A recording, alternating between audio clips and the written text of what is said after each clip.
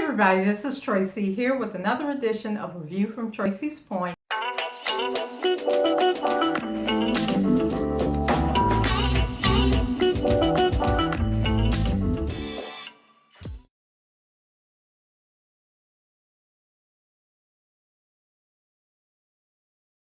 And today we are here to talk about something I promised you guys about 4 months ago.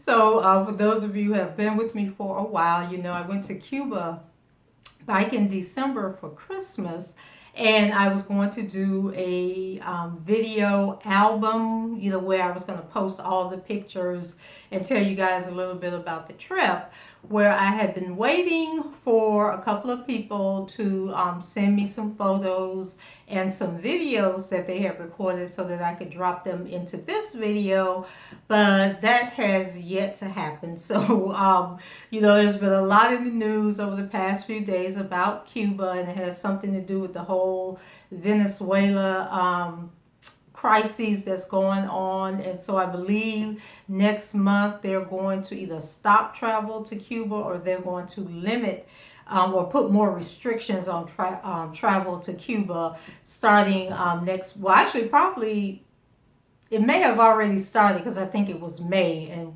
today is May 1st. So your opportunity to go to Cuba may be very limited at the moment, at least until all of this drama is over and done with. So I went to Cuba with a group of people that were from different parts of the country. It was put together by a friend of mine named Kentaya Beeler. And Kentaya is a travel agent. She owns two companies. One is called Merge Travel, and the other one is called Tranquility something. It begins with a T. But one of them is where she does group excursions, like the trip to Cuba. She just came back from Dubai and South Africa, where she took a group of kids to do a service project over spring break.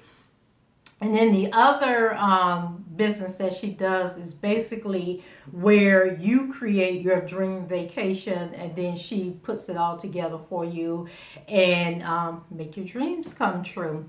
So the price for the trip, we had double occupancy, and so it was me and my friend Tamla, and I believe we paid about $800 per person, and that included our flight on Southwest Airlines. It was a direct flight, and it took about an hour.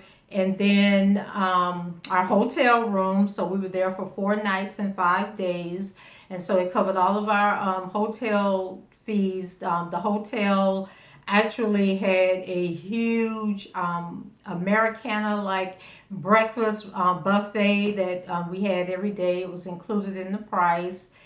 In Cuba, you don't get internet. You have to pay for these internet cards, and the cards cost about $4 for, it's not that much time, $4 for an hour at the hotel. But if you go out on the street, you can find people that are selling them for $2, and you get an hour, and once your hour is up, you have to go buy another card. But the hour isn't like a continuous hour, like you can go on for 5 minutes in the morning, 5 minutes in the afternoon. It calculates your actual time. And what else? Oh, and it included our excursions. We had a private tour guide who took us on tours and everything each day except for Christmas, I believe it was. And very knowledgeable guy. And so his name was Yo, and the name of his business is Cuba with Yo.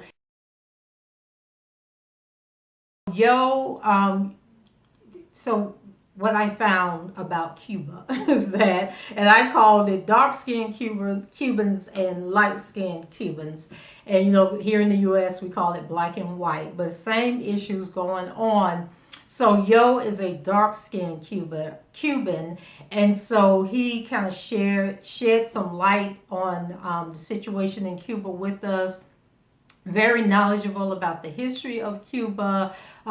Several of us recorded a lot of the information that he shared with us, but I'm not going to share it in this video because he did share with us that the Cuban government, they do spy on the tour guides. They put plants or moles on to group tours to see what information they're giving out to the tourists, and they can get called in, they can get arrested. But one thing I will share is that he went to school. I don't know if it's like a tourism academy or something, but it's a school that people go to where they, learn the history of Cuba so that they can be tour guides. And so he says that he graduated third in his class. However, because of the race issues, the light-skinned Cubans get those jobs, and then the dark-skinned Cubans, they're not really allowed to have like the good tours. And so they basically, it's sort of like underground, like when you think about the music industry, how the people that get the record contracts with the recording labels or the record labels, they have a much better opportunity at success. They have access to better marketing, better recording studios. And then the people who are independent, they're struggling, they got to put their hustle on and everything. And so that's the kind of way this whole thing work. And then we also notice that you'll see the classic cars, like that's a big thing in Cuba, is to ride in these classic cars. Where dark-skinned Cubans don't drive those classic cars. They can't get jobs doing that. And basically those cars are very expensive, and they're owned by people, and then sort of like Uber, somebody owns Uber, but then you have these contractors that are out there driving for Uber. And so it's a similar situation. The people that are driving the cars don't necessarily own the cars. They're driving for somebody else, and then they get a percentage of the money. And then the dark-skinned Cubans, they're then in taxi cabs, so the yellow taxi cabs, but they're very old taxi cabs. Like we took a ride in a taxi that was driven by a dark-skinned Cuban, and that thing was so raggedy, and the diesel fuel was about to kill us. We couldn't roll the windows down. The seats were so worn that you could literally feel the springs. It was like you were sitting on the springs, and the only thing that was separating you was the fabric over the seat. The dark-skinned Cubans, they weren't as nice as the light-skinned Cubans, and they always charged more for some reason. I guess because they don't get as much business, I don't know. But they were always higher than the light-skinned Cubans, no matter what service we were getting. When we went to the different restaurants, all the restaurants were owned by light-skinned Cubans.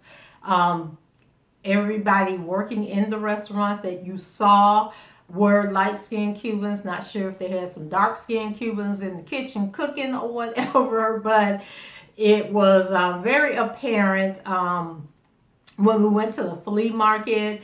The way it was a huge flea market, and so all the light-skinned Cubans were towards the front. The dark-skinned Cubans were towards the back.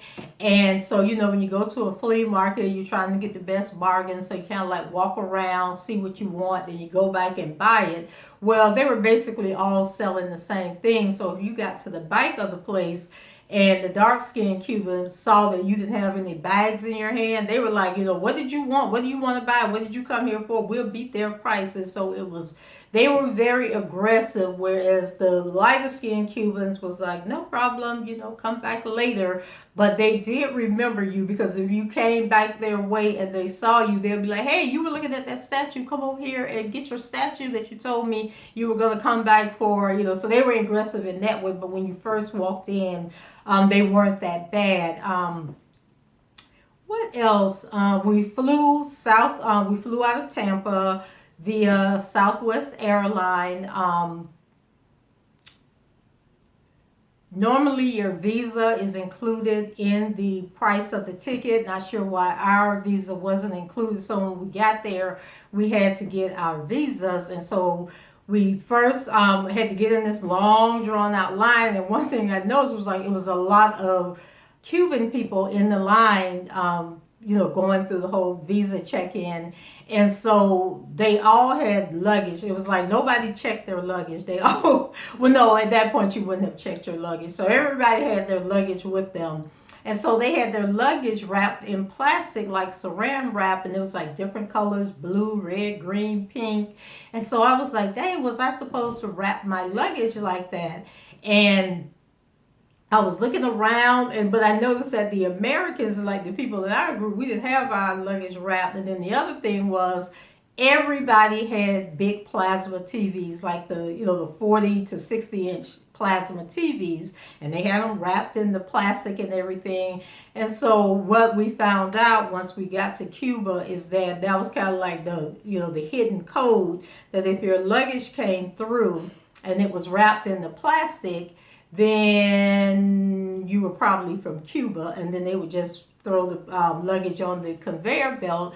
Whereas us Americans, we had to wait hours to get our luggage.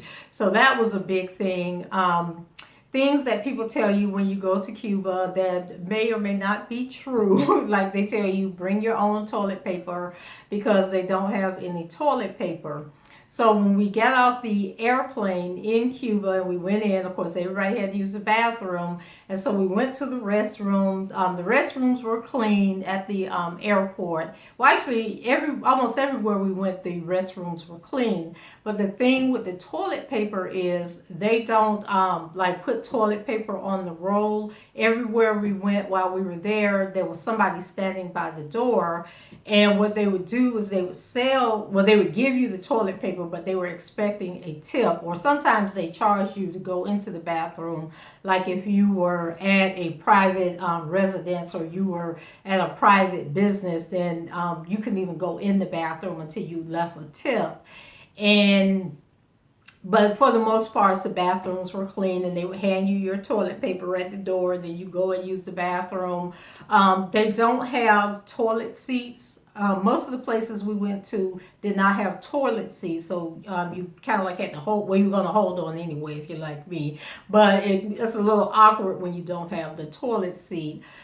They use kooks over there, and so we had to do the money exchange. Well, we were told to do the money exchange before we got to Cuba, that we wouldn't be able to exchange our money over there, and if we did, it would be at like a higher exchange rate. So, we went and we withdrew money from the bank, went and exchanged our money. And you had to exchange it to euro, and then you took the euros with you to Cuba, and then they would exchange the euros to the kook. So what we found out was this, like I went to TD Banks out near my house, and my exchange rate, they only charged me like 7. So the euro is a higher value than the US dollar.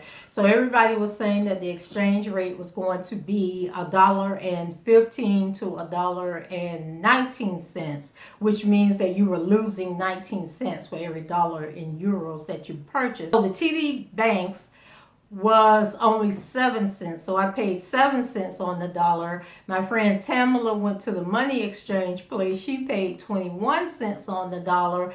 And then other people went and paid 25 cents. Some people paid 15 cents. So if you do your exchange in the U.S., call around to find out who has the best exchange rate. So when we got over there, we exchanged our money. So then there's two monetary values in Cuba.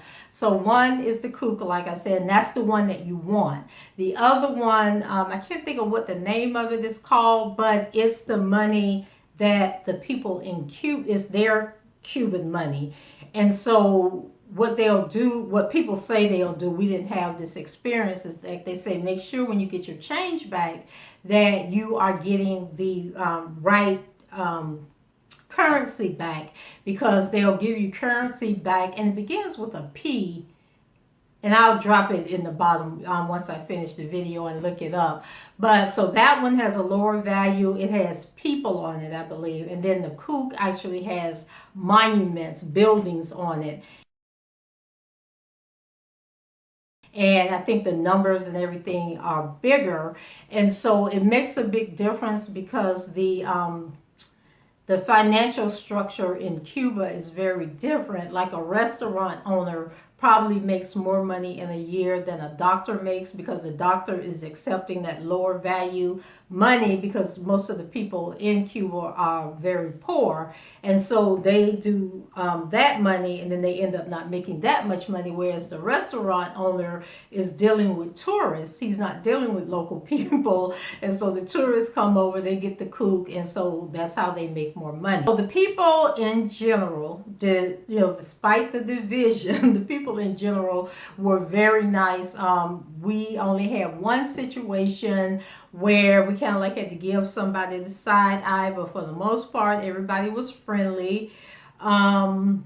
Oh, back to the money thing. When we were getting ready to leave, you have to exchange your money back into U.S. dollars once you get back to the U.S. But one of the ladies that was with us, she was like, well, I done spent all my money. I only got about $20 left over. I'm going to go ahead and ask this guy, will he exchange my money? Because she had saw where they had like all these dollars and 20s in U.S. Currency. And so the guy was like, sure, no problem. And we actually got more money back during the currency exchange in Cuba than we would have gotten money back once we came to the U.S. So we all ended up switching our money out. So the thing with Yo and the travel, so like I said, there's the race issue going on. So we had a trip that Sunday after we got there, and so Yo had told us, be downstairs at 9 o'clock. We're leaving at 9 o'clock sharp. But of course, we were running behind because we were up there eating breakfast, got up late, all kinds of excuses for not being on time. So we get downstairs, go outside, and so there were these buses, like tour buses out front. So we were like, okay, well, which bus are we getting on? So he was like, oh, that's not our bus. And so we're like, oh, well, where's our bus? So he says, well, when everybody gets here, we'll go to the bus. So we had to walk down the street, cross the road, round the corner, up a block to get to our bus, because they are not allowed. So only the certified people, they're the only ones that can come to the hotel, pick up people for tours. So the dark-skinned Cubans that have, the underground tour service, they have to be dipping and dodging and hiding. They can't bring the bus on the right street. And the bus was so old and dilapidated, y'all. It was rusting. It was corrosion and everything. And I was like, oh my God. But when I tell you, that air conditioner was blasting. It was working. So the guy that was driving the bus is a friend of his, and he was actually a light-skinned Cuban. And then there were he had his girlfriend's 3 kids. Then there was a girl on the bus who likes Yo, and so she helps him work the deal. She's like the liaison between him and the different places that we were going, because I guess they won't broker a deal with him. So she's like the in-between. And then it was her son, who you'll see us singing happy birthday to him later on in the video. He actually... So he's 18, he was turning 18 years old, and then we were told that he had a brain tumor, and they didn't know how much longer he had to live. He was diagnosed as a kid, and so he's lived with this brain tumor. So, we took up a collection that gave him the money, but then I got to thinking, what if that was a scam to get money out of us? I don't know, but I pray he's okay, and whatever. So then it was 2 of Yo's best friends. They were also on the bus, and so one of his friends actually is here in America now. He was getting ready to get married, and so he came, and he's in Los Angeles, came over January 21st. And so Yo was explaining to us, because we asked him, well, why don't you come to America? And then he pretty much let us know that he cannot come to America. They don't let the dark-skinned Cubans, you would have to really, really have a good reason, or somebody really fighting for you in the U.S. to come over. He says that basically the only places that he can go is to Russia, Syria, all these places that ain't nobody trying to go to, especially not no black person. And so when he shared that with us, my heart sank, because I could not imagine not being able to, just get in a car, go wherever I want to go, get on an airplane, fly wherever I want to fly. Like that was just such an eye opener to me. And it was just like, oh my God, like there are really people. It was just like a realization that I hadn't thought about. And you could tell he was like so sad, and his eyes got watery. We was like, oh my God, I can't take this. So, oh, and then there were also three girls on the bus. They were staying at another hotel, and they were from New York. So we all, had a really good time. I think we ended up total in our group on that day's adventure was probably about 20 of us. About 20 of us, and so we had a really great time. Let's see, dogs. Okay, I can remember being a little girl and you go outside and dogs just be roaming the streets, and then they changed the laws and had leash laws and your dogs have to be registered and everything. So this was like a little shock to me. But in Cuba, dogs are everywhere, and these was the funniest looking dogs I had ever seen. So it was definitely some crossbreeding going on. But the dogs didn't bother you no matter how mangy or healthy or what their condition was, they didn't bother you. And I thought that was kind of interesting. The Wahoo restaurant. So my friend Tamala and I went down stairs because she wanted to buy an internet card. And so, would be people hanging out outside the hotels trying to sell you these internet cards because they were cheaper on the street than they were in the hotel.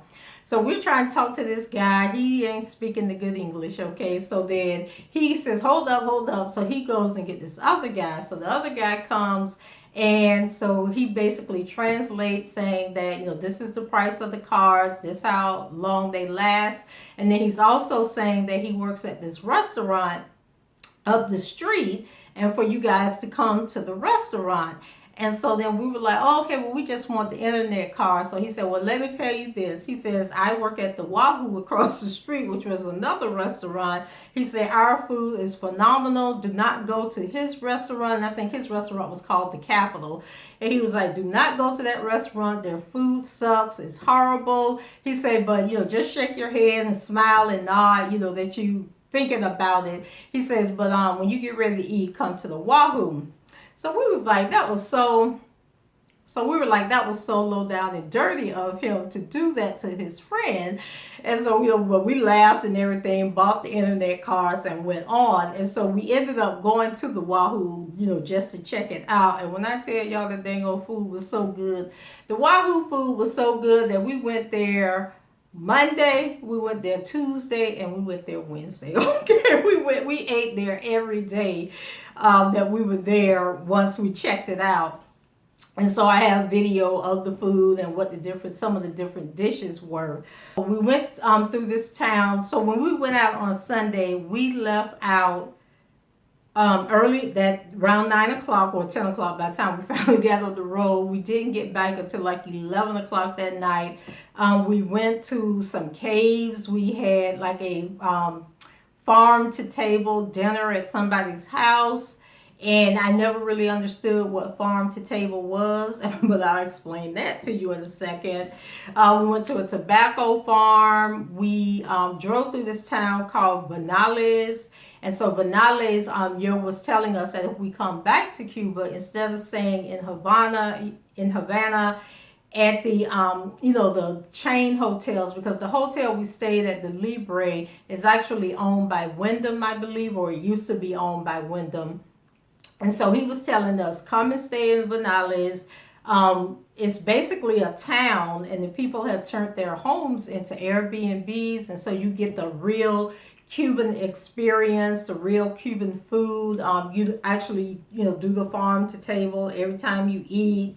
They have nightclubs, and so he says, come back and try that. So if you ever get a chance to go to Cuba, maybe instead of going to Havana, go to Vanales and do that experience. He says it's much cheaper, than being in the main city also. We went to downtown Old Havana, and so like the architecture down there was so beautiful, and their capital looks identical to the U.S. Capitol. So I don't know if like the same architects that built a lot of the capitals in the United States are the same people that built the capitals over there. There was a lot of stuff, like if you've ever been to New Orleans and been to Jackson Square, they had a square in downtown Cuba that was a almost replica of Jackson Square in New Orleans. And so it was just so much rich history that he was sharing with us. And we went to a couple of hotels. We went to the Hotel Nacional International. Yeah, the Hotel Nacional. That's where the Obamas stayed. And I guess a lot of rich and famous people that come to Cuba, they stayed there. We went to the Saratoga, which they say is where Beyonce stayed when she was there. Yo took us to this building where we were going to learn about the Cuban religion that they practice, but most of us didn't want to go up there. And you could tell that he was kind of offended and hurt by it, that we didn't want to go. But child ain't got time to be hearing about all that kind of stuff. And so the people that went up with him, they said it was a really good experience and that we should have gone up there and tried. So if I ever go back to Cuba, maybe I'll go ahead and give it a try.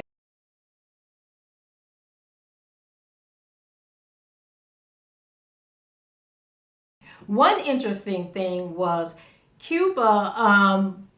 We only saw the police when we were on our way to Vinales. We saw a couple of, I guess they would be like state troopers, and we did end up getting pulled over. I guess because it was an older bus, you know. But then the guy got off the bus, the driver, and I guess when they saw that he was a light-skinned Cuban, they didn't really question anything else about the bus. They let him, let us continue on.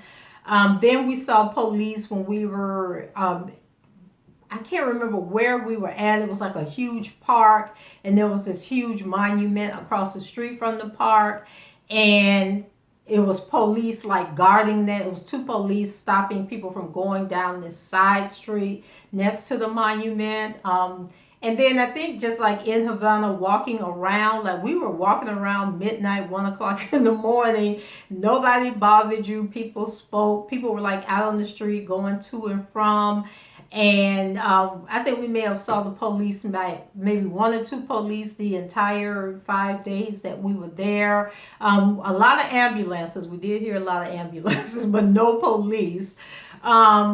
Transportation, like I said, the most of the Cuban people travel by bus. Like the city buses would come through, would be packed, okay? Like people hanging at the windows packed. And so like Yo, when he would come to the hotel to get us, and then leave for the day, he would always come on a city bus, and he would leave on a city bus because he didn't have a car. We went to this museum, this African history museum, and so when we got there, the museum closed at 5 o'clock. We got there at about 5:15, and so it was these two security guards standing like a block away. And so, we walked down to the museum, and so Yo was explaining to us that the museum was closed. And so he was basically saying that, telling us that they had this exhibit there. He was sorry we were going to miss the exhibit because it was leaving in 2 weeks. And then one of the security guards walked up the street, and he was like, y'all want to go in the museum? And we were like, yeah. So he was like, come on. And he had the key to the museum, and he unlocked the door and let us in. So I got pictures from that. Our day in downtown Havana, which they call Old Havana, we were there so long. We were supposed to go to the beach that afternoon. They have this famous beach, and so we didn't get to go to the beach. So that was a huge disappointment to me. So if I ever get the opportunity to go back again, I'm definitely going to go to the beach. And then our racist incident actually happened at the Hotel Nacional or International, whatever it's called. So one of the things you do when you go to Cuba is you go to the cabaret. So online it said that the cabaret tickets was $30. When we called down there, they said the tickets was $30, and then they had like a ticket that included dinner. So we get dressed, we go down there, and then we're standing in line waiting to buy the tickets when this guy comes up and he says, "Oh, you need to come with me to get your tickets." And so we go, and he takes us into the theater to a box office, and so they tell us that the tickets are $40, and so we're like, okay, why we gotta pay $40? So the girl can tell you, she was talking to them, so she was like, well, it's $40, y'all. So we pay the $40, and then we go into the theater to sit down. So then this guy comes and he tells us, oh, you can't be in here, and we were like, well, why can't we be in here? And then he tells us that the people who bought the dinner and show, they get to come in first, and then we can come in once the doors open or something. So then we go out and we sit in the lobby, and we talk and laugh and everything, and basically talk about him and how rude he was. And so finally it was time for the show to start. And so the guy who had greeted us when we first got there, he came out, and told us, oh, you guys can come in now. So we go into the theater, and the theater is packed. Okay, so the only seats that are left are like off to the side towards the back of the theater. And so we sit down, and then all of a sudden they start serving dinner. Well, it turns out that where they're serving from is right by our table, so we got to constantly turn and turn for them to walk by. So it was like, what the hell? So just trying to stay positive, trying to enjoy ourselves. It was that was Christmas night, so we were trying to enjoy our last night there. So after the show was over with, actually most of us ended up leaving before the show was over with. The brother and sister that was with us, they stayed until the end. So we get ready to leave, and so we headed out the door, and then the guy comes up to us and he goes, oh, you can't go through that door. And we were like, okay, but that's the door we came in at. So he was like, no, you got to go out through this door. Okay, why did the door lead us to like a back alleyway? But like really like in Jim Crow South, where black people had to come in and go out through the back door. So I was just like, what in the hell is going on? So then we got to walk around this nighttime, like 11 o'clock at night. We got to walk around this building to get back to the front street. And nobody else, like other people were leaving, and they were able to leave through the door that we came in through, but we got ushered out the side door, y'all, and we had to walk around. And so that was the only like unpleasant experience that we had the entire there. The people at the hotel, like light-skinned people work out front, light-skinned people were the bellhops, like anybody that was visible to the public were always light-skinned Cubans. And then the maids were mixed, but for the most part, the maids were all dark-skinned. When we were up in the restaurant where we had our breakfast at, the people that greeted you at the door, the managers walking around, they were all light-skinned, but the people that were cleaning the tables and cooking the food, for the most part, they were dark-skinned. And when it came to tipping, there was some disagreement. Like me, I tipped the people the same way I would tip them if I was here in the U.S. I never thought, okay, well, the average monthly income over here is $16 to $34 a month, so I'm only going to give these people like a dime or whatever. Like if I would tip you $5 in the U.S., I tipped the people $5 over there. If, I did it that way. And so there were people that were saying, don't give them all that money. And so I was like, what the hell? I mean, even the people in the bathroom, like they were asking for 25 cents. I would give people $1 because I'm thinking like, is your job to stand outside this bathroom all day? Like that's what you do all day long. And so I would just tip the people, have a good day. And everybody had a hustle. Like if anybody approaches you in Cuba and offers you anything, they're looking for a tip. Okay, if they're offering you some toilet paper, they want a tip. If they are offering to take a picture, we ran into that a lot when we went to like some of the touristy areas. If they offer to take a picture with you, if they offer to take a picture for you, they want it to be tipped. So you have to be very careful about, being friendly or over friendly with them, because no matter what they're offering you to do, like we didn't get our hotel room cleaned the whole time we were there, because my friend and I, we're just the type of people like we straighten up our room or whatever She is one of the people that bring her own linen, her own Lysol, and everything else because you don't want people coming into your room. But we got a letter from the maid saying thank you for allowing her to serve us and blah blah blah. So she wanted a tip. So we went ahead and tipped her because we did leave the room a mess the day that we left.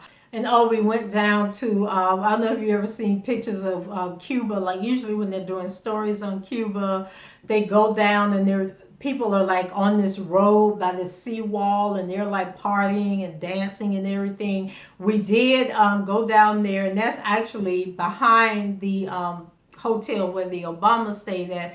But the night that we went, I don't know what time the people started to gather there, but it wasn't a lot of people the night that we went. It was just a couple of people out there hanging out. So I don't know if they start to gather after that because that was right before the cabaret show. So it was about 8 or 8:30 when we were over there. Let me know what you think. Have you ever been to Cuba? Do you want to go to Cuba? I know Cuba touched my soul. It blessed my soul. I feel like my ancestors might have been taken from Africa to Cuba because it was just, I don't know, it was just an amazing feeling, and I just felt like such a spiritual connection while we were there. So I don't know, maybe my peoples is from Cuba.